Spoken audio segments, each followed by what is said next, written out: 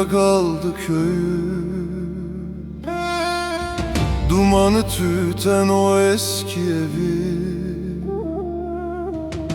Rüzgar adımı taşır her gece. Ben gurbette kaldım, vay canım vay. Ben gurbette kaldım, vay canım vay. Anamın sesi düşer düşüme, toprak kokusu siner içime. Bir türkü söyler yar içeride. Ben gurbette kaldım, vay canım vay. Ben gurbette kaldım, vay canım.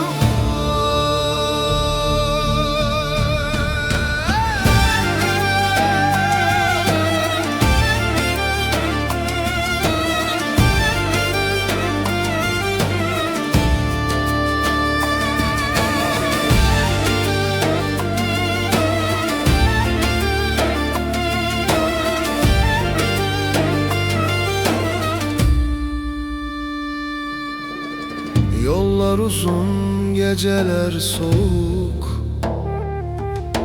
Kalbimde dinmez eski bir sevda. Sazım ağlar her vuran telde.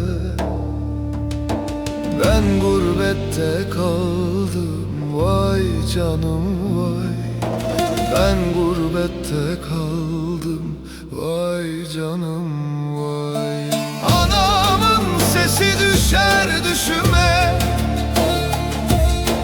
toprak kokusu siner içime. Bir türkü söyler yar içeride. Ben gurbette kaldım, vay canım vay. Ben gurbette kaldım, vay canım.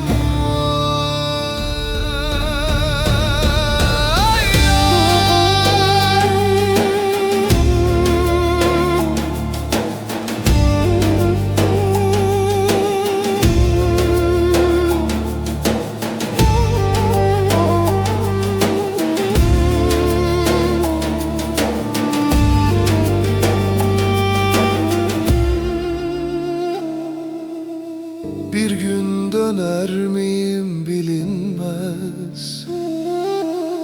Hasret ateşi hiç sönmez.